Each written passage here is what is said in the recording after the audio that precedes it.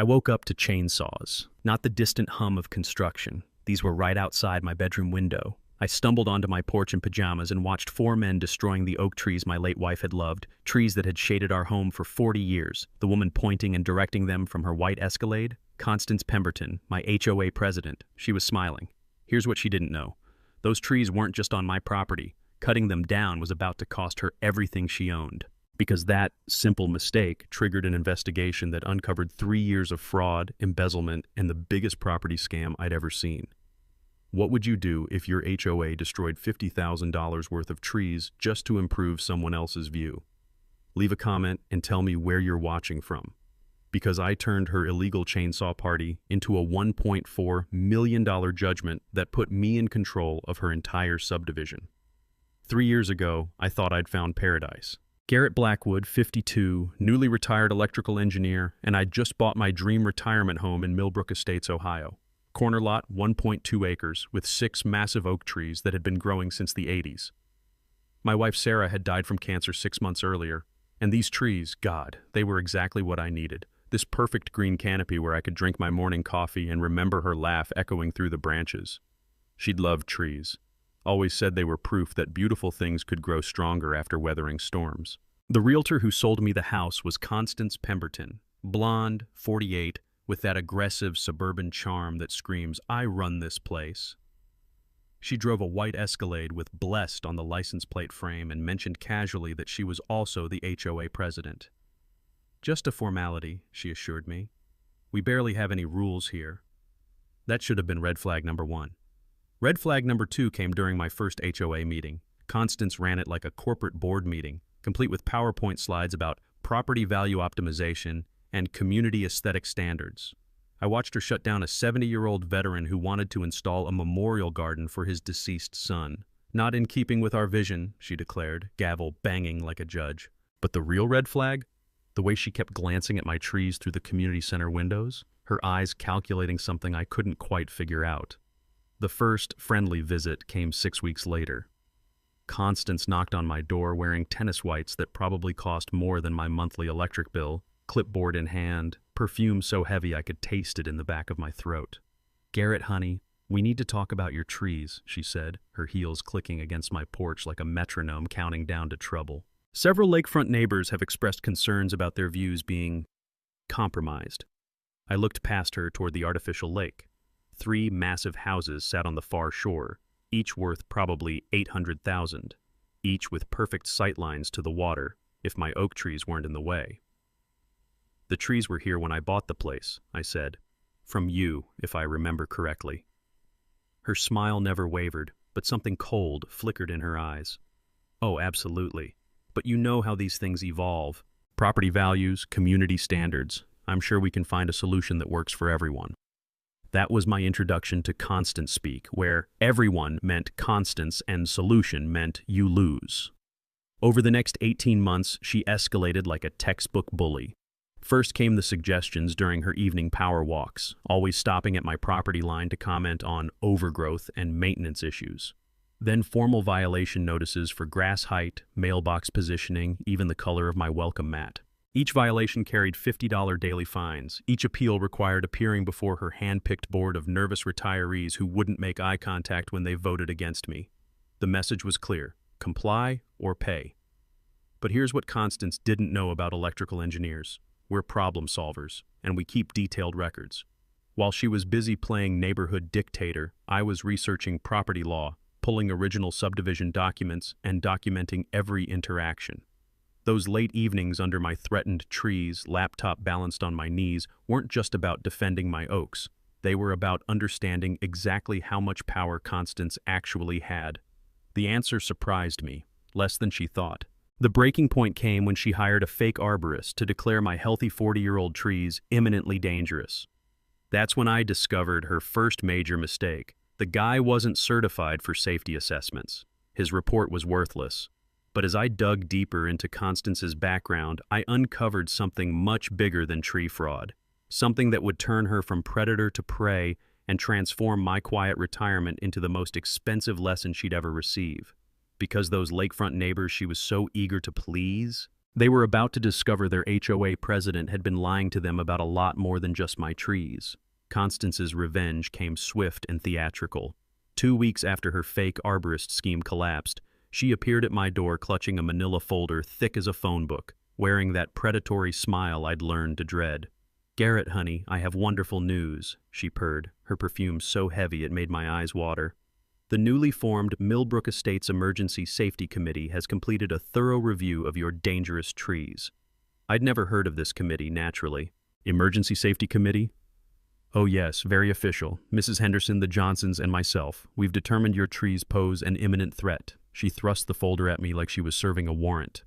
Inside were photos of my oaks during February's ice storm, branches drooping under frozen weight, shot from menacing angles that made 40-year-old healthy trees look like widowmakers. The report demanded immediate removal to prevent catastrophic damage and potential loss of life.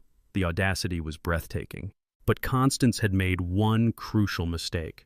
See, back in my engineering days, I'd worked with enough contractors to know that emergency tree assessments require certified arborists, real ones. So while she stood there radiating smugness, I was already planning my counterattack. That evening, I pulled up the state licensing database, something I'd learned to navigate during my divorce years ago when Sarah's oncologist turned out to have credential issues. Constance's expert arborist? License suspended 3 months ago for falsifying safety reports. The state board had a thick file documenting his pattern of fraudulent assessments. Better yet, I remembered reading about Ohio's recording laws during a workplace harassment case at my old company. One-party consent state. Every conversation I'd recorded with Constance admitting her real motivation, those lakefront views, was perfectly legal evidence. The next morning I called City Inspector Rodriguez directly. When he arrived, a weathered guy who clearly knew the difference between healthy trees and hazards, I handed him the arborist's licensing violations and played selected recordings. Rodriguez walked my property with a GPS unit, measuring distances and checking soil conditions, the crunch of fallen leaves under his boots mixed with his muttered Spanish curses as he realized he'd been dragged into an HOA fraud scheme. "Mr. Blackwood," he finally said, looking genuinely angry, "these are specimen trees in excellent health. Someone's wasted city resources with false reports. Could you document that officially?" He was already writing. "Complaint dismissed with prejudice. And tell your HOA president that filing another fraudulent emergency report could result in criminal charges." Now came the part Constance wasn't expecting. I went nuclear. I filed detailed complaints with the state licensing board, the city inspector's office, and the county prosecutor. But the real game changer came when I decided to verify something that had been nagging at me. Exactly where my property lines were located.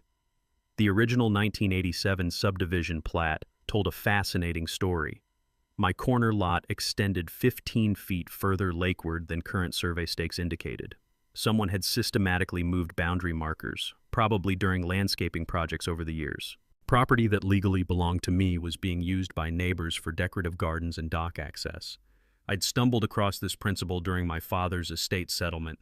Original subdivision documents always trump later surveys, and homeowners often discover they own more land than they realize. Your deed description is gospel, even when physical markers lie. When I confronted Mrs. Henderson with this evidence, her face went white. "Garrett, I need to confess something," she whispered, glancing around nervously. "Constance told us you were planning to remove those trees anyway for insurance money. She said if we didn't sign her petition, declining property values would hurt our retirement savings." Interesting story. There's more. She's done this before. Remember the Williamses on Elm Street?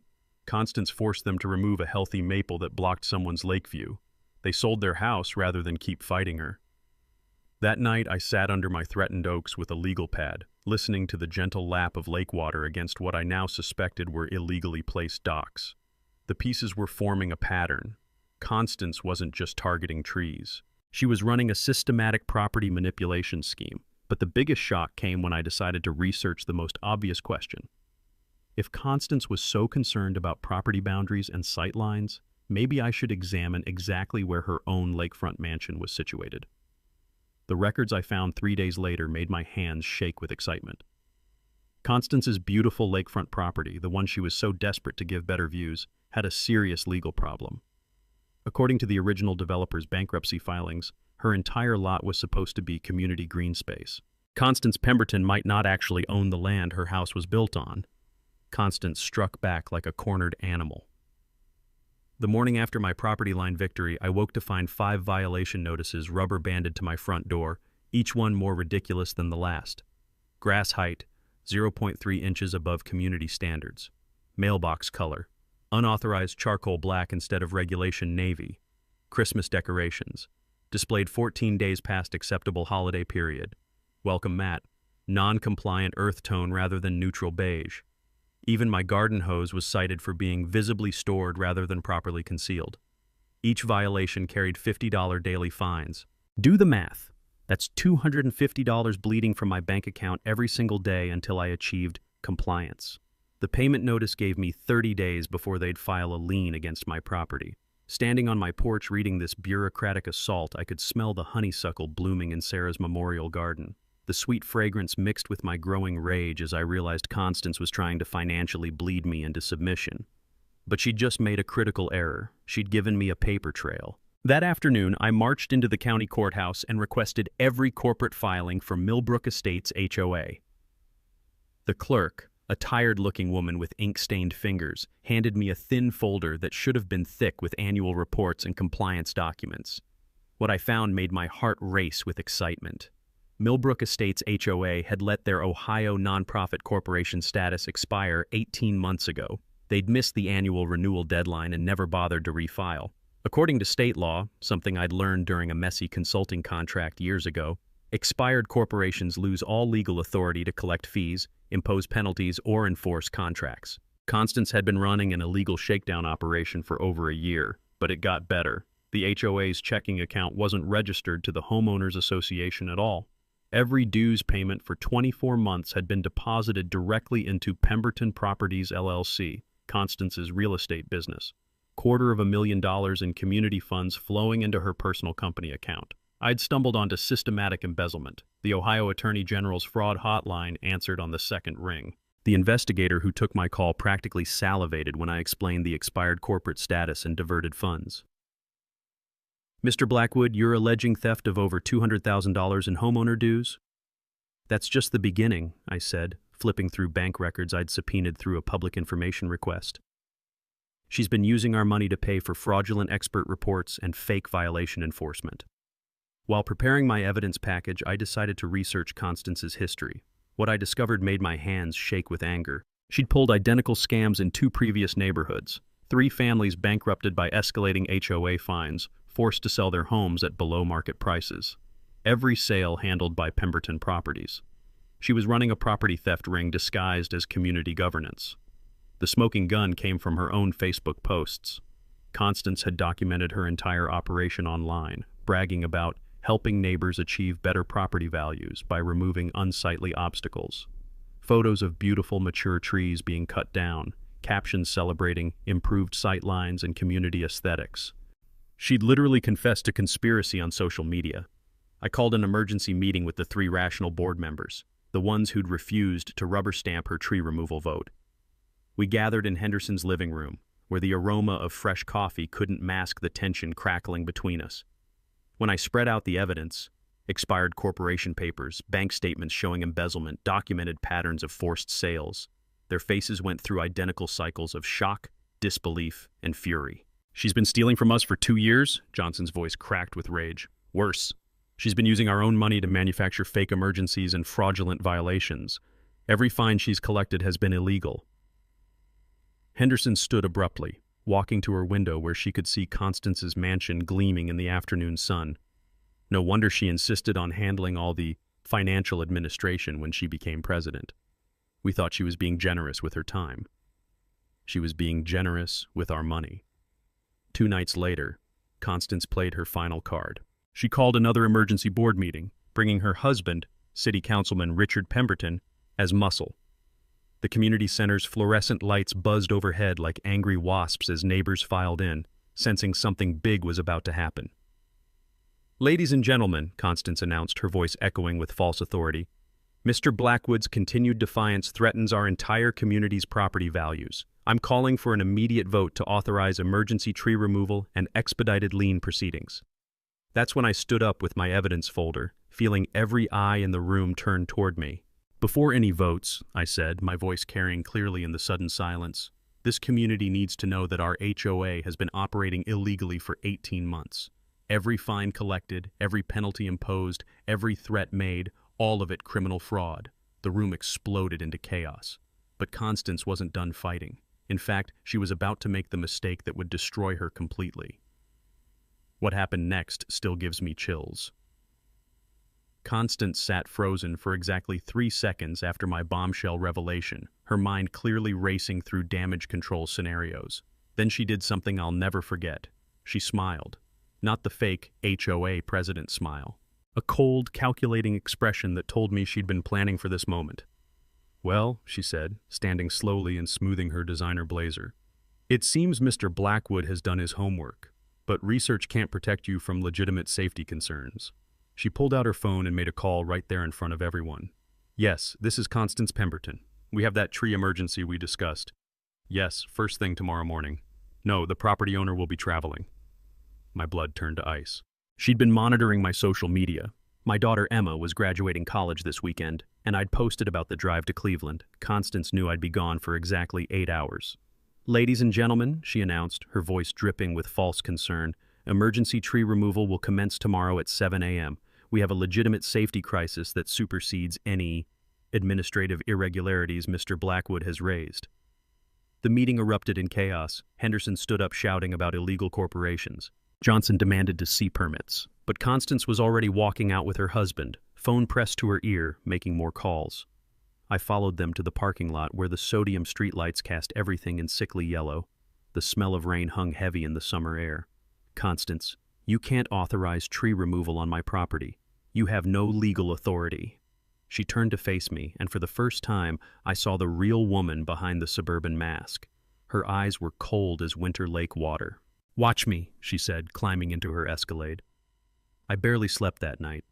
At 5 a.m., I called in sick to Emma's graduation, the first time I'd ever missed one of my kids' milestones, and positioned myself at my bedroom window with a camera.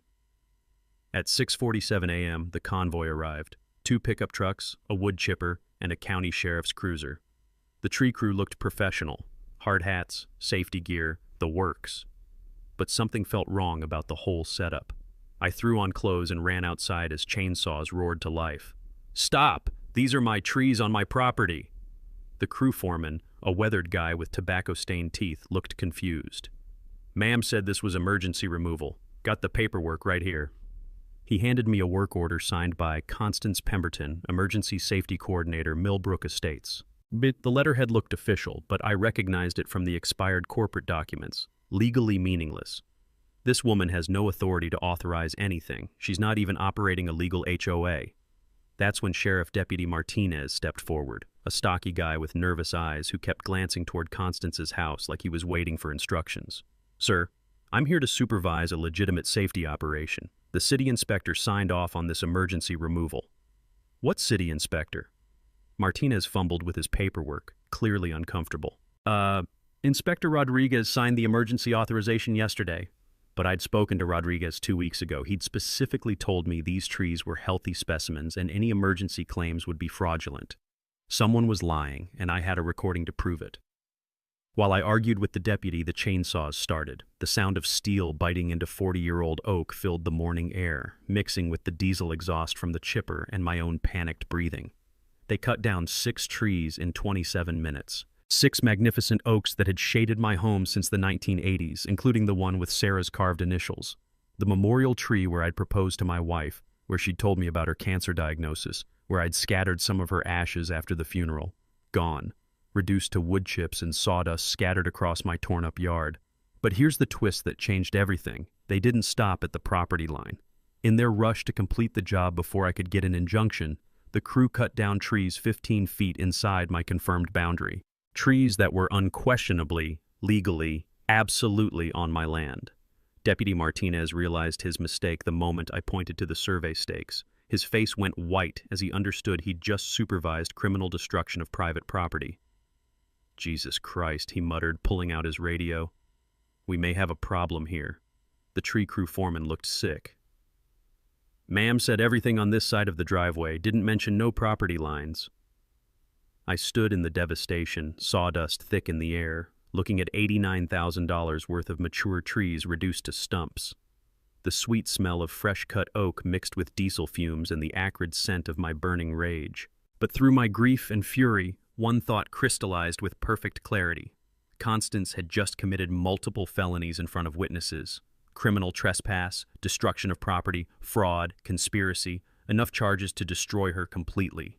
She'd wanted to cut down my trees to improve her view. Instead, she'd just handed me the evidence to take everything she owned, including, as I was about to discover, property that wasn't legally hers to begin with. The devastation was complete by 8:30 a.m. 6 mature oaks reduced to stumps, my yard looking like a war zone, and Deputy Martinez frantically trying to figure out how to explain criminal property destruction in his incident report. I was photographing the carnage when my attorney called back. Marcus Bennett specialized in property rights cases, and his voice carried that particular excitement lawyers get when they smell blood in the water. "Garrett, you're not going to believe what I found in the subdivision records. Are you sitting down?" I looked around at the sawdust covering everything I owned. "Trust me, Marcus. After this morning, nothing can shock me." Constance's lakefront property was never supposed to be privately owned. According to the original 1987 development plan, her entire lot, house, dock, everything, sits on dedicated community green space. The words hit me like a physical blow. What are you talking about? The original developer, Millbrook Construction, went bankrupt in 1989 before filing final subdivision amendments. Constance's deed is based on preliminary plats that were never legally recorded. Her property should belong to the homeowners association. I sat down hard on my porch steps, my head spinning. How is that possible? She's been living there for 6 years. Gets better. I found bankruptcy court records showing Constance knew about the problem when she bought the place. She paid the developer's attorney $15,000 to bury the conflicting documents and process a fraudulent deed transfer. The pieces suddenly clicked together with horrible clarity. That's why she's been so aggressive about controlling the HOA. She's been using her position to prevent anyone from questioning land use or reviewing original development documents. Exactly. And here's the kicker. Her real estate license requires disclosure of any known title defects. She's been selling homes in a neighborhood where she's illegally occupying community property. The state licensing board will crucify her. I stood up slowly, looking across the destroyed landscape toward Constance's gleaming mansion on what I now knew was stolen land. The morning sun reflected off her lakefront windows like a beacon pointing toward justice. "Marcus, what's that property worth?" "Conservative estimate? $850,000. The lakefront alone is worth $600,000 in today's market." My destroyed trees suddenly seemed like small potatoes. "So when I sue for tree damages, we're not just suing for trees anymore, Garrett. We're demanding reversion of illegally privatized community property. This case just went from small claims to federal court." I thought about all the neighbors Constance had bullied over the years, all the property modifications she'd demanded, all the families she'd driven away with her harassment campaigns. She hadn't been protecting property values. She'd been protecting her own illegal occupation of community land. "There's more," Marcus continued. "I found records showing she's used HOA funds to maintain her illegal property. Landscaping, dock repairs, even her lake access driveway, all paid for with community money. We're talking about a systematic conspiracy to defraud an entire neighborhood." The sweet smell of fresh sawdust mixed with the distant aroma of lake water that Constance had been enjoying illegally for 6 years. Every sunset she'd watched from her stolen dock, every dinner party on her fraudulent deck, every time she'd collected HOA dues while living on community property, all of it built on lies. "What's our next move?" "We file everything simultaneously: tree damages, property reversion, criminal referrals, and state licensing complaints. By the time we're done, Constance won't just lose her house, she'll lose everything." I looked at the destruction around me with new eyes. Those trees had been my memorial to Sarah, but their loss was about to become Constance's complete undoing. She'd gambled everything on one illegal chainsaw party, and she was about to discover that some bets destroy the person making them. "Marcus, how long do you think she's known this day would come?" "Based on her recent behavior? I think she's been planning her escape route for months. But it's too late now. She just committed multiple felonies to cover up a civil fraud. There's nowhere left to run." Within 48 hours of the tree massacre, my quiet retirement home had transformed into a war room. Marcus Bennett arrived that Tuesday morning with 2 associates, a forensic accountant, and enough legal documents to wallpaper my living room. "Garrett, we're not just building a case anymore," Marcus said, spreading color-coded files across my dining table. "We're dismantling a criminal enterprise that's been operating for 6 years." The forensic accountant, a sharp-eyed woman named Lisa Rodriguez, had spent the weekend dissecting HOA financial records. Her findings made my head spin. "Your neighbor has diverted $347,000 in community funds through her private business accounts," Lisa announced, pointing to a spreadsheet that looked like a prosecutor's dream. Landscaping contracts paid to companies she owns, maintenance services that were never performed, and my personal favorite, $23,000 in emergency legal fees that went directly to her divorce attorney. Marcus added a second team member, environmental lawyer Janet Morrison, who specialized in tree law. Yes, that's apparently a real thing, and after seeing Janet's preliminary damage assessment, I understood why. 6 mature white oaks with 40-year growth patterns, Janet explained, showing me photographs that made the trees look like botanical treasures.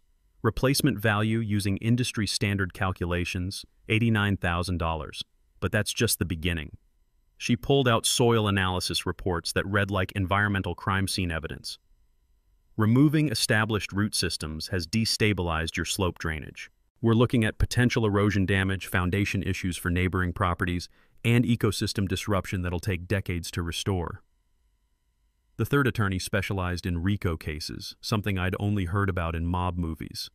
Apparently, Constance's systematic fraud qualified as organized criminal activity under federal racketeering laws. Pattern of behavior spanning multiple victims, financial fraud exceeding federal thresholds, conspiracy involving public officials, he rattled off like a prosecutor's checklist. Your HOA president isn't just a neighborhood bully, she's running a property theft syndicate. While the legal team built our case, I was handling community organization. Word about Constance's illegal tree cutting had spread through Millbrook Estates like wildfire, and my phone hadn't stopped ringing. Henderson called first. "Garrett, I've been going through my HOA files. Constance overcharged us $8,000 for community center repairs that were never completed." Johnson was next. "She made me remove a garden shed that was supposedly non-compliant, then had her landscaping company install an identical shed at her house using HOA funds." By Thursday, 7 families had documented similar harassment campaigns. Each story followed the same pattern: manufactured violations, escalating fines, threats of liens, and forced compliance that always seemed to benefit Constance or her allies. The smoking gun came from an unexpected source. Carol Martinez, Deputy Martinez's wife, called me Friday evening, her voice shaking with anger. "Mr. Blackwood, my husband came home sick to his stomach after that tree cutting. Constance told him the emergency authorization came from the city, but when he checked with his supervisor, there was no record of any legitimate order." "Your husband was lied to?" "Worse. She offered him $500 cash to supervise the removal without asking too many questions.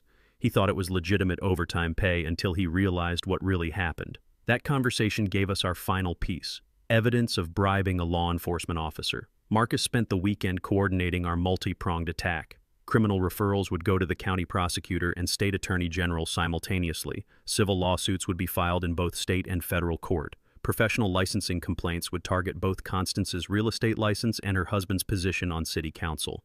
"The key is timing," Marcus explained, showing me a timeline that looked like a military operation. "We file everything at once: criminal, civil, and administrative complaints. She won't have time to hide assets or manufacture counter evidence." But the most satisfying part of our strategy involved the community itself.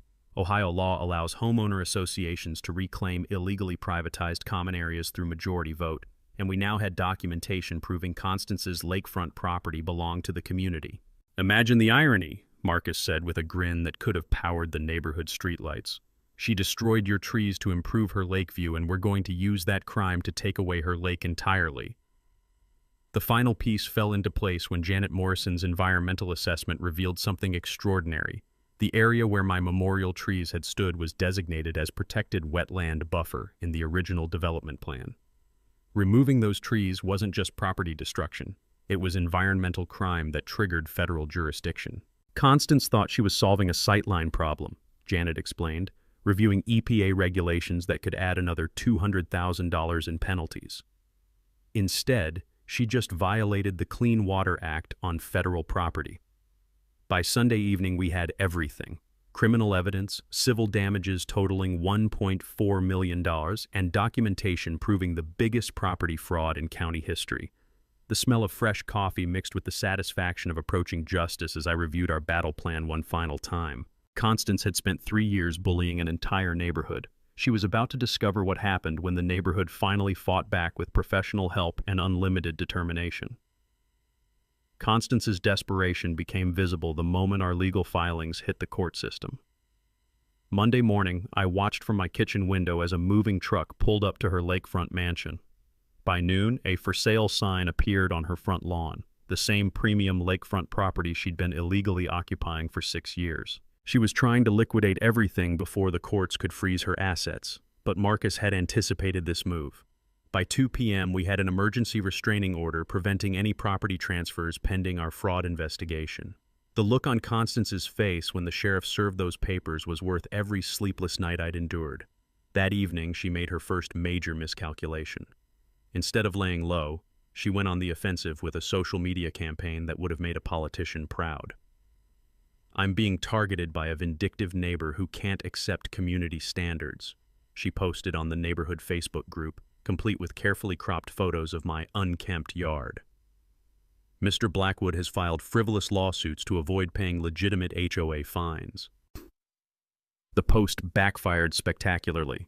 Within hours, neighbors began sharing their own Constance horror stories.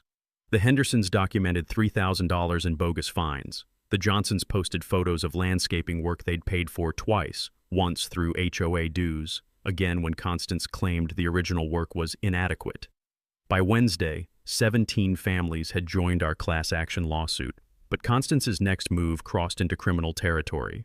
She attempted to bribe City Inspector Rodriguez, offering him $2,000 to backdate an emergency tree removal authorization. Rodriguez, still furious about being dragged into her fraud scheme, was wearing a wire. The recording was devastating.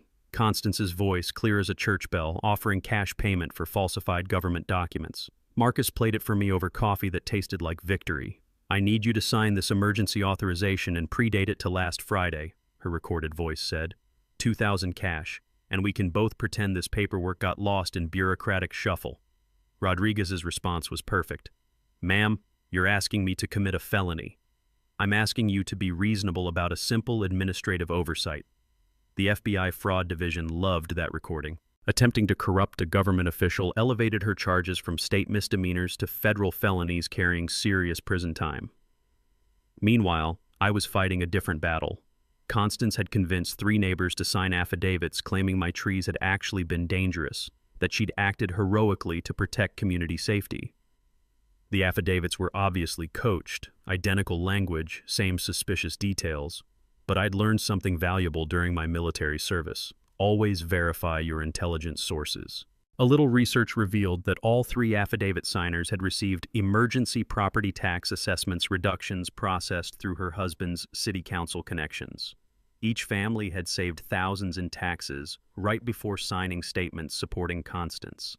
That discovery gave us evidence of conspiracy and official misconduct involving a sitting city councilman. Thursday brought Constance's most desperate gambit yet. She filed a counter-lawsuit claiming I'd been harassing her family, threatening her safety, and engaging in a malicious campaign of character assassination. The filing demanded $500,000 in damages for emotional distress and defamation. Her mistake was including specific dates and incidents that I could disprove with time-stamped evidence. She claimed I'd made threatening phone calls on days when my cell phone records showed I was visiting my daughter in Cleveland. She alleged property vandalism during periods when my home security cameras proved I never left the house. Marcus actually laughed while reading her countersuit. "Garrett, she just handed us evidence of perjury. Filing false claims in federal court is another felony charge." The community response was overwhelming. Neighbors organized meal trains for my family, volunteer crews to help replant my destroyed landscape, and a legal defense fund that raised $12,000 in 3 days. But the most powerful support came from an unexpected source. Carol Martinez, the deputy's wife, organized a petition demanding Constance's immediate removal from the HOA board. Within 48 hours, she'd collected signatures from 41 of 47 neighborhood families. "We're tired of living under a dictatorship," Carol announced at an impromptu neighborhood meeting held in the community center. The fluorescent lights buzzed overhead like angry wasps as she read names of families who'd been bullied, fined, and terrorized by Constance's regime. Henderson stood up, her voice shaking with suppressed fury. "She's stolen our money, destroyed our neighbors' property, and turned our community into a war zone. Enough is enough." By Friday evening, the walls were closing in from every direction. Federal fraud investigators had frozen Constance's bank accounts. The state licensing board had suspended her real estate credentials pending criminal charges. Her husband faced ethics violations that would end his political career. But Constance wasn't finished. Saturday morning brought her final, desperate attempt to maintain control, and the mistake that would destroy her completely. She called an emergency HOA meeting for Sunday afternoon, claiming urgent community business required immediate attention. The agenda promised final resolution of ongoing disputes and important financial decisions. I knew she was planning something catastrophic. I just didn't realize she was about to confess to everything in front of 50 witnesses and a live Facebook stream. Saturday night, I couldn't sleep. Something about Constance's emergency meeting felt like a trap, but I couldn't figure out the angle. At 3 a.m., I was pacing my kitchen when my phone buzzed with a text from an unknown number. "She's planning to dissolve the HOA tomorrow and claim bankruptcy protection. Thought you should know. A friend." My blood ran cold. If Constance could legally dissolve the homeowners association, she might escape liability for the embezzled funds and fraudulent activities. Worse, dissolving the HOA could complicate our property reversion claim since there'd be no legal entity to receive the stolen land. I called Marcus immediately, despite the ungodly hour. "She can't unilaterally dissolve an HOA," he said, his voice groggy but alert. "Requires majority homeowner vote and state approval. But she might try to ram it through if she's desperate enough." "What if she succeeds?" "Then we're fighting a much more complicated battle. We need to be there tomorrow with our own agenda." Sunday morning brought an unexpected ally. Deputy Martinez appeared at my door looking like he hadn't slept either, his uniform wrinkled and his eyes haunted. "Mr. Blackwood, I need to tell you something before that meeting today. My wife says I should have spoken up sooner, but—" He took a shaky breath. "Constance offered me money to look the other way during that tree cutting. I thought it was legitimate overtime pay for supervising a safety operation." "You took the money?" "No, sir, but I didn't ask enough questions either. I let her manipulate me into enabling what I now know was a crime." He handed me an envelope. "This is my official statement for your attorneys. Every detail of what she told me, what she promised, and how she made that whole operation seem legal." The meeting was scheduled for 2 p.m. in the community center, but by 1:30 cars were parked 3 blocks away. Word had spread beyond Millbrook Estates. Local news had picked up the story of HOA corruption, and I spotted at least 2 reporters setting up cameras outside. Inside, the tension was thick enough to cut with a chainsaw. Constance sat at the head table wearing a black business suit that made her look like she was attending a funeral, which, in a way, she was. Her husband Richard flanked her left side, sweating despite the air conditioning. 3 nervous board members completed the panel. But the real shock was seeing FBI agent Sarah Bennett sitting in the back row, taking notes in a government-issued notebook. Federal investigators don't attend HOA meetings unless they're building a criminal case. Constance called the meeting to order with a gavel that shook in her hands.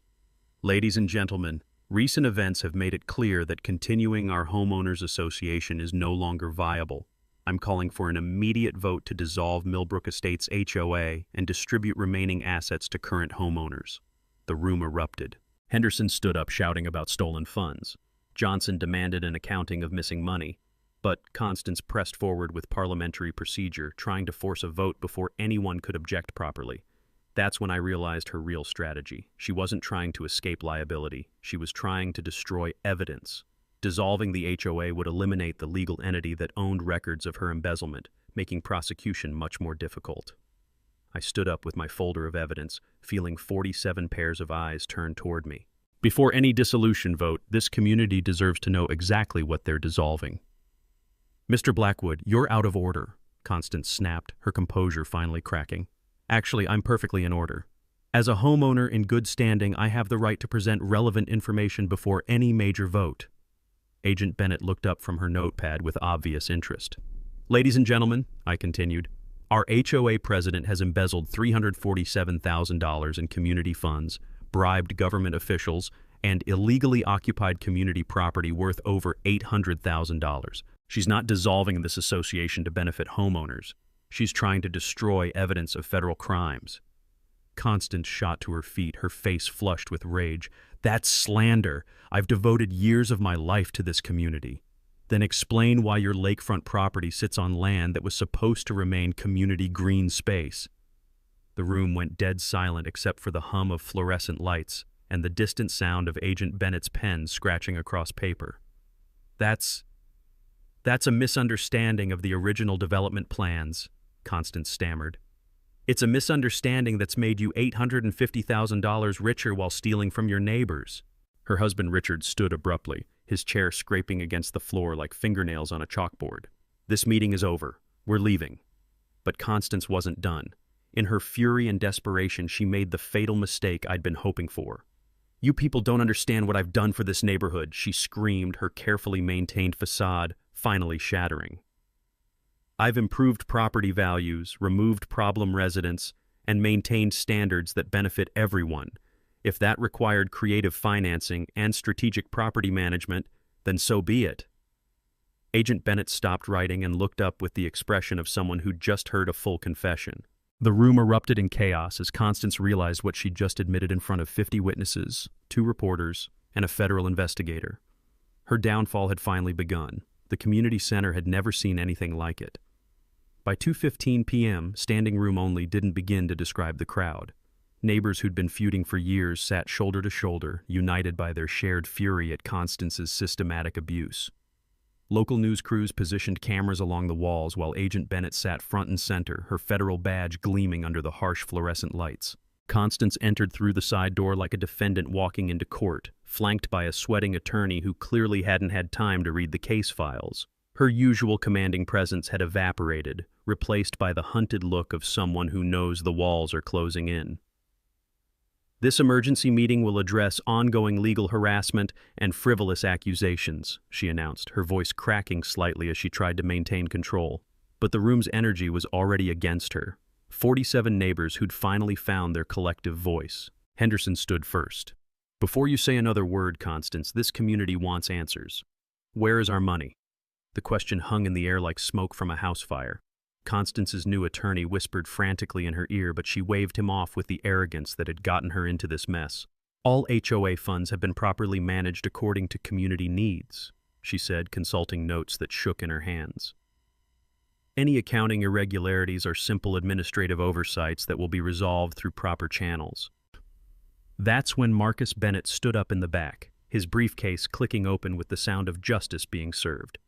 Mrs. Pemberton, would you like to explain $347,000 in community funds deposited into your private business accounts? Or perhaps discuss why your property sits on land that was legally designated as community green space? The room temperature seemed to drop 10 degrees. Constance's face cycled through confusion, denial, and panic in real time. Those are privileged financial matters that have no bearing on— Nothing's privileged about federal wire fraud, Agent Bennett interrupted, standing with the authority that only comes with a government badge. Mrs. Pemberton, you're not required to speak, but anything you say can and will be used against you in federal court. The crowd gasped collectively. Someone in the back started recording on their phone, and within seconds, a dozen other cameras were capturing what was about to become the most watched HOA meeting in Ohio history. But Constance wasn't ready to surrender. 6 years of unchallenged power had convinced her she was untouchable, and desperation made her reckless. "This is a conspiracy," she shouted, pointing at me with a shaking finger. "Garrett Blackwood has manufactured this entire scandal because he can't accept legitimate community standards. I've protected property values, maintained neighborhood aesthetics, and ensured compliance with essential regulations." Johnson stood up, his face red with suppressed rage. "You stole our money to pay for fake tree reports. You forced 3 families to sell their homes," Henderson added, her voice shaking with emotion. "You've been living on stolen community land for 6 years, Martinez called out, his deputy's training evident in his clear, authoritative voice. The accusations came faster now, neighbors standing one by one to share stories of harassment, financial abuse, and systematic intimidation. the room filled with the sound of justice finally finding its voice. And then Constance made the mistake that destroyed her completely. "You people don't understand what real leadership requires," she screamed, her composure finally shattering like glass against concrete. "I've made hard decisions to protect this community's investment. If that meant removing problematic residents, restructuring financial arrangements, or strategically managing property usage, then I did what was necessary." The room went dead silent. Agent Bennett's pen moved across her notepad like she was taking dictation from a confession booth. "Are you admitting to financial fraud and property theft?" Marcus asked, his lawyer's instincts recognizing the moment when a case becomes unwinnable for the defense.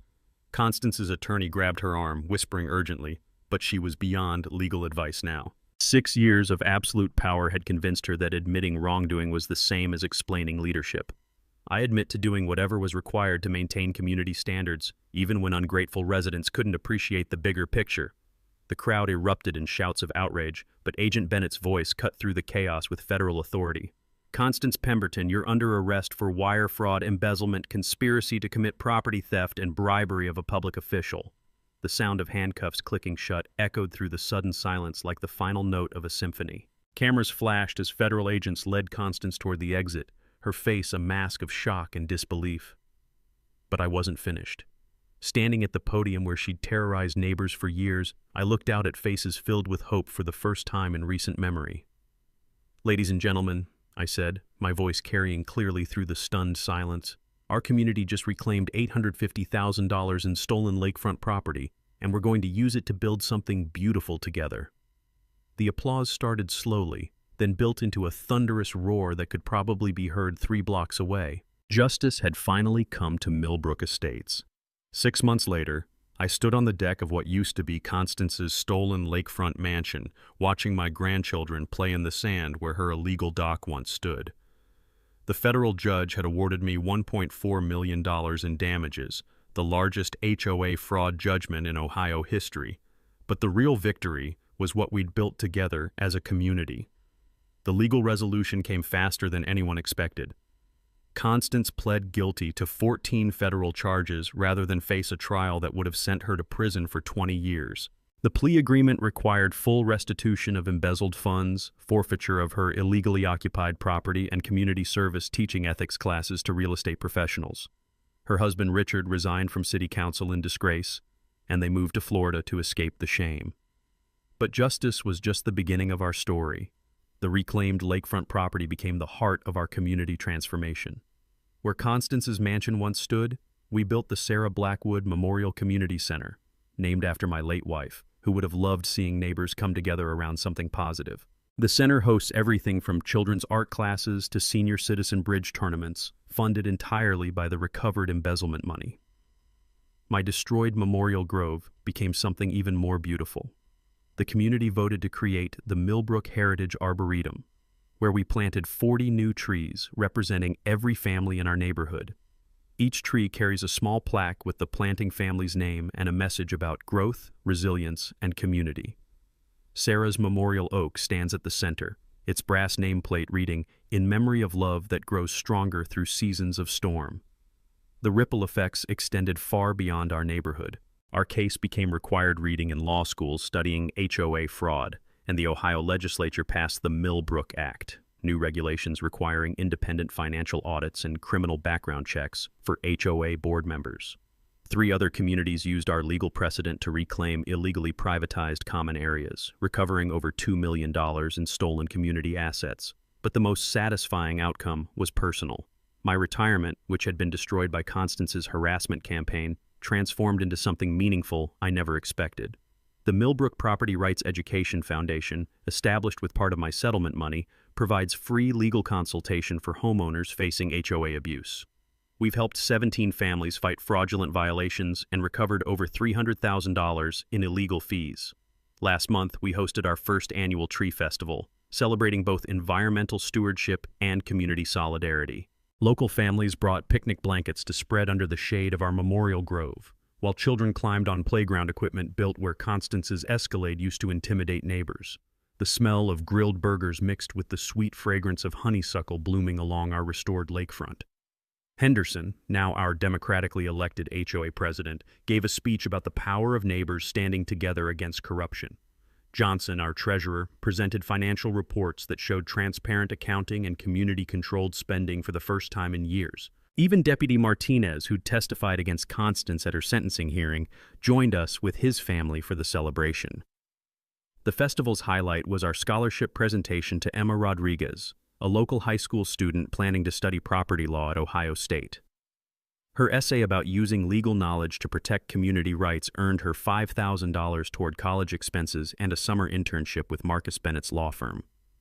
As the sun set over our reclaimed lake, painting the water gold and crimson, I thought about Sarah and how proud she would have been of what grew from our tragedy.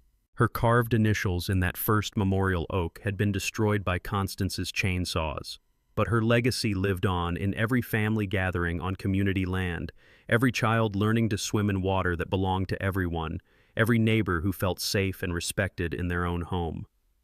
The evening ended with s'mores around a fire pit built on the exact spot where Constance used to park her intimidating Escalade. Children's laughter echoed across the lake while parents shared stories about the old days when one person's greed had poisoned an entire community. But those days were gone forever. We'd learned that individual property rights protect everyone when defended together, that documented truth defeats manufactured authority every time, and that communities have more power than they realize when they choose courage over compliance. Now it's your turn. Drop a comment and share your worst HOA nightmare. You might be surprised how many legal options you actually have.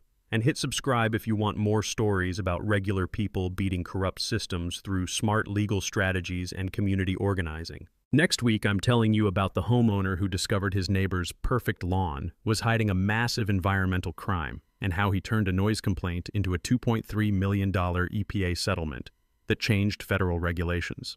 From all of us here at HOA Stories, thanks so much for watching today's HOA Karen Meltdown.